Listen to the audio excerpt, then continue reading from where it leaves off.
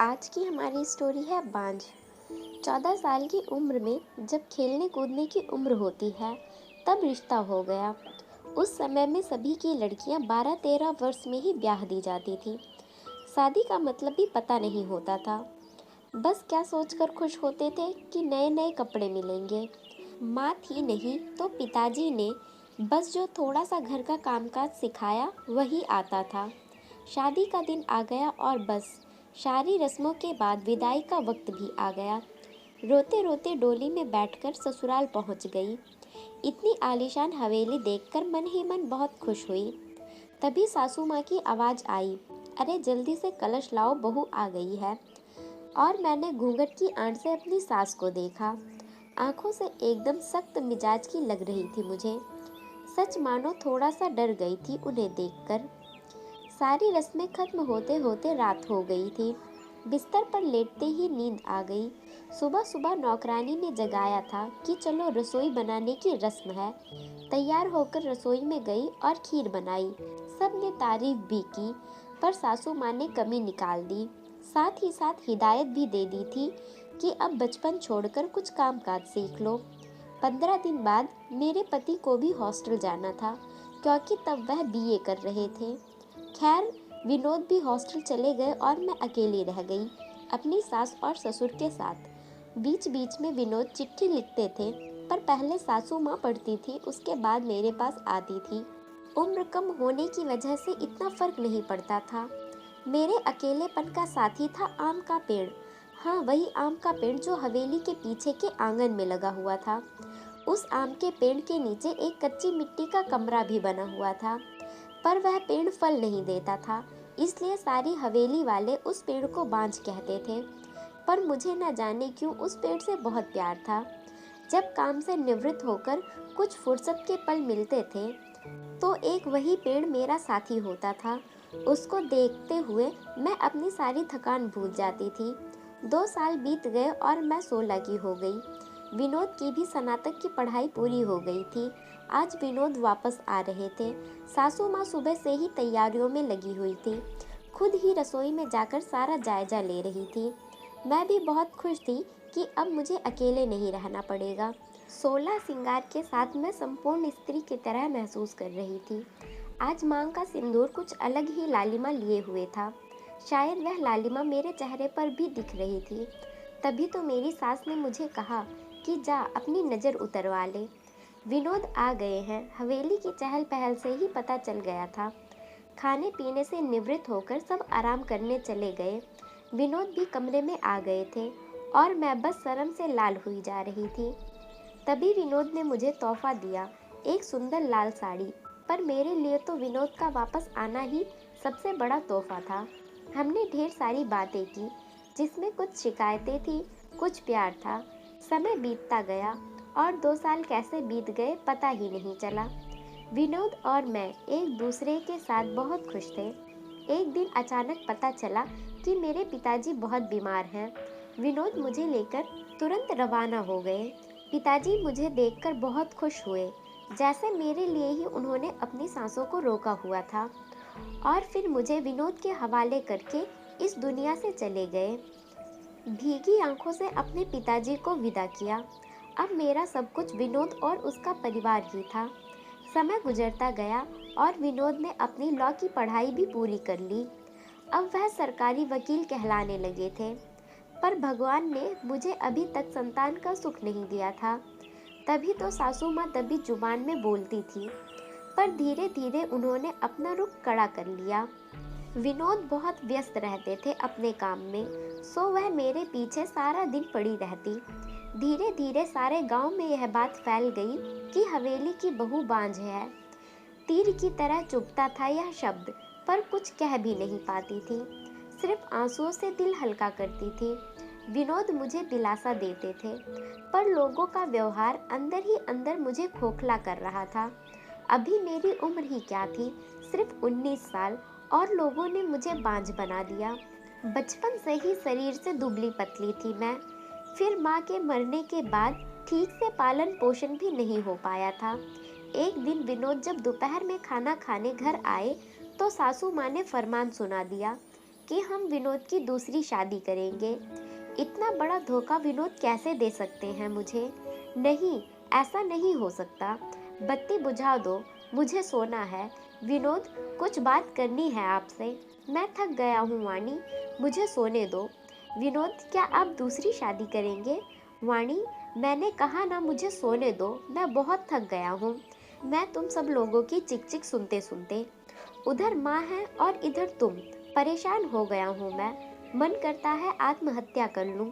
नहीं विनोद, ऐसा मत कहिए। वाणी ने विनोद के मुंह पर हाथ रखते हुए कहा, आपके अलावा कौन है अब मेरा? वाणी करवट लेकर पूरी रात आंसू बहाती रही और जब सुबह उठी एक टूटी हुई औरत बनकर, जो मजबूर होकर हर चीज से समझौता कर लेती है। सारी रात यही सोचती रही कि शायद विनोद ने भी मौन स्वीकृति दे दी है दूसरी शादी के लिए, पर उसे यह कहाँ मालूम था कि उसकी सासू माँ ने किस हद तक उसे मजबूर किया है दूसरी शादी के लिए। 1 महीने के अंदर ही विनोद की दूसरी शादी गंगा से हो गई। गंगा विनोद की माँ की दूर की रिश्तेदार की बेटी है। अपना सामान उस पीछे वाले कमरे में रख ले। आज से गंगा इस कमरे में रहेगी विनोद के साथ। सासू माँ ने हाथ नचाते हुए कहा, कैसे छोड़ दूँ यह कमरा? नहीं, यह कमरा मेरा है, जिसे जहाँ जाना है जाए। पर फिर ख्याल आया कि जो ब्याह कर इस कमरे में लाया था, जब वह ही मेरा नहीं रहा तो यह कमरा मेरा कैसे हो सकता है? ऐसा सोचते हुए मन भर आया। आंखों में आंसुओं का सैलाब टूट पड़ा। सिंदूर की डिब्बी और कुछ कपड़े लेकर उस कच्ची मिट्टी के कमरे की तरफ बढ़ गई। सामान एक कोने में रखकर खिड़की पर बैठ गई और उस आम के पेड़ को निहारने लगी। इसे किस्मत कहूँ या फिर कुछ और, कि आज मेरी हालत भी इस पेड़ की तरह हो गई है। अकेला बेसहारा जैसे अभी तक अपने अस्तित्व को बचाने में सफल रहा है, क्या मैं इसकी तरह अडिग और मजबूत रह सकूंगी या फिर किसी कमजोर लता की तरह मुरझा जाऊंगी और अपना अस्तित्व खो दूंगी? नहीं, ऐसा नहीं होगा। मैं मजबूत रहूंगी। जब यह बेजुबान पेड़ सबसे लड़ सकता है तो मैं क्यों नहीं?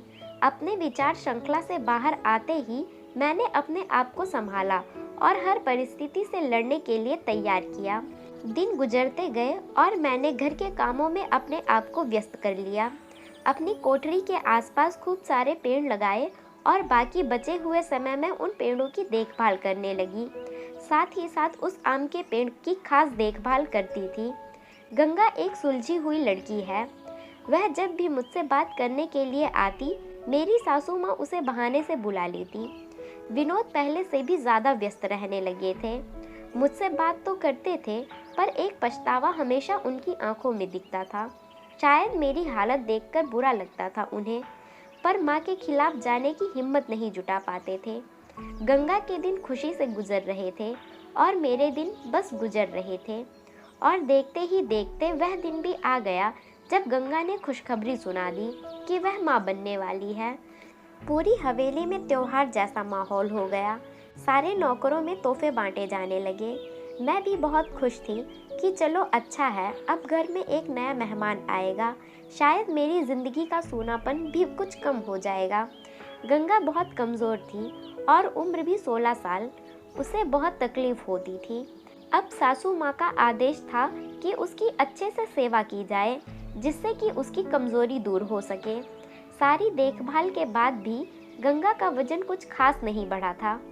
एक दिन चिंतित होते हुए मैंने विनोद से कहा भी कि गंगा को किसी शहर के अच्छे डॉक्टर को दिखा लो, पर सासू माँ ने यह कहकर मना कर दिया कि हमारे भी बच्चे घर पर ही हुए हैं। और विनोद की वही पुरानी आदत कि अपनी माँ के खिलाफ वो जा नहीं सकते थे। एक दिन गंगा की तबीयत कुछ खराब होने लगी। उसकी सांस बहुत फूल रही थी। घबराकर मैंने गांव के वैद्य जी को बुलावा भेजा। वैद्य जी ने आकर कुछ दवाइयाँ दी और खून की कमी भी बताई। और जब मैंने विनोद को यह सब बताया तो सासू माँ ने मुझे गंगा से दूर रहने का आदेश दे दिया, यह कहकर कि एक बांझ की छाया भी नहीं पड़नी चाहिए गंगा पर। मुझे गंगा से दूर कर दिया गया और मैं फिर से अपनी कोठरी में अकेली सारा दिन बंद रहने लगी। या यूँ कहूँ कि अंदर ही अंदर मैं खुद भी डर गई थी कि कहीं सचमुच मेरी वजह से गंगा को कुछ न हो जाए। कुछ दिन बाद रात में नौकरों का शोर शराबा सुनकर मैं आंगन की तरफ भागी। देखा तो गंगा के प्रसव का समय आ गया था। गांव की बूढ़ी औरतों और दाइयों को बुलावा गया। पूरी हवेली में चहल पहल का माहौल था। मैंने विनोद की तरफ देखा, बहुत डरे हुए लग रहे थे। मैं उनके पास गई और उनसे थोड़ा धैर्य रखने को कहा। थोड़ी देर में बच्चे की किलकारियां गूंजने लगी। हम सबकी खुशी का ठिकाना नहीं था और तभी काकी ने आकर बाहर बताया कि गंगा की कमजोरी और खून की कमी के कारण वह गंगा को बचा नहीं पाए। बेटी को जन्म देते ही गंगा का देहांत हो गया। हाय, पोते का मुंह भी नहीं देख पाई मैं। अब कैसे मेरे वंश चलेगा। सासू माँ का विलाप सारी हवेली में गूंज रहा था। उस छोटी दुधमुही बच्ची को देखकर मेरा कलेजा मुंह को आ गया था। ऐसा लगता जैसे वह मैं ही हूँ। मैंने उसे कलेजे से लगा कर रखा। जिसकी माँ नहीं होती वह बच्चे शायद कुछ ज़्यादा ही समझदार होते हैं। जरा भी परेशान नहीं करती थी वह मुझे। दूध पीते ही सो जाती थी। सासू माँ का वही राग चलता रहता कि लड़कियों से वंश नहीं चलता है, पर अब शायद किसी को कोई फर्क नहीं पड़ता था। विनोद अब पहले से खुश रहने लगे थे। ऑफिस से आते ही वह मेरे कमरे में आते और गुड़िया को खिलाते। मुझे भी विनोद को खुश देखकर अच्छा लगता था। 1 साल बीत चुके थे गंगा को गए हुए और गुड़िया को आए हुए। आज गंगा की बरसी है। हवेली में छोटी सी पूजा रखवाई है मैंने। पंडित जी के आते ही सासू माँ ने प्रश्न किया कि क्या मैं जीते जी अपने पोते का मुंह देख पाऊंगी, और पंडित जी ने उसके लिए कुछ ग्रह शांति का उपाय बताया। सासू माँ चल दी पंडित जी को हवेली दिखाने और सारी हवेली का शुद्धिकरण करवाने। मेरी कोठरी के पास भी आई और पंडित जी को वह 5 पेड़ भी दिखाया। फिर देखते ही पंडित जी ने मुंह बनाया और उन्होंने कहना शुरू कर दिया कि इसी मनहूस पेड़ की वजह से हमारे घर में बेटा नहीं है। जितनी जल्दी हो सके इसे कटवा दो। अब मेरे बर्दाश्त की हद हो चुकी थी। मैंने विनोद की तरफ देखा, पर मुझे नहीं लगा कि वह मना करेंगे और सासू माँ ने तुरंत नौकर को बुलवा लिया कि आज इस पेड़ को काट ही डालो। मुझे कुछ समझ नहीं आ रहा था कि मैं क्या करूं, कैसे अपने सुख दुख के साथी को बचाऊं। जैसे ही वह कुल्हाड़ी लेकर पेड़ काटने के लिए आगे बढ़ने लगे, मैं भागकर उस पेड़ से लिपट गई और विनती करने लगी कि पेड़ को छोड़ दो, पर वह लोग नहीं माने। मैं रोती और रोती जा रही थी, पर किसी को तरस नहीं आ रहा था। तभी किसी ने मुझे खींचकर धक्का दिया और मेरा सर पत्थर से टकरा गया। सर से खून की धार निकल रही थी। यह देखकर विनोद से रहा नहीं गया और उन्होंने सबको वहां से हटा दिया और तुरंत मुझे अस्पताल ले गए। मलहम पट्टी के बाद मुझे कुछ होश आया। डॉक्टर साहिबा सामने खड़ी थी और विनोद को कुछ समझा रही थी। सासू माँ भी वहीं थी और उनके चेहरे से पता चल रहा था कि उन्हें अपने किए पर अफसोस है। क्या अब हम इसे घर ले जा सकते हैं? विनोद ने पूछा।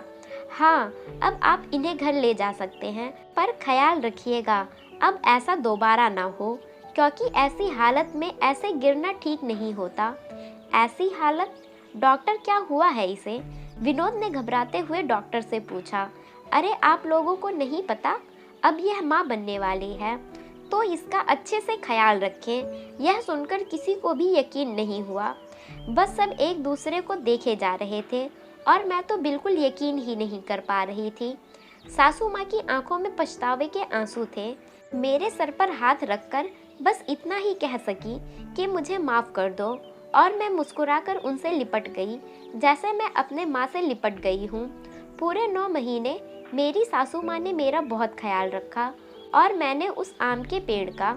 मेरी डिलीवरी होनी थी। सासू माँ समय से मुझे अस्पताल ले गई ताकि जो गलती उन्होंने गंगा के समय की थी अब वह ना हो। बधाई हो, आपके पोता हुआ है। नर्स ने सासू माँ को खबर सुनाई और सासू माँ ने हाथ से अंगूठी निकालकर नर्स को दी।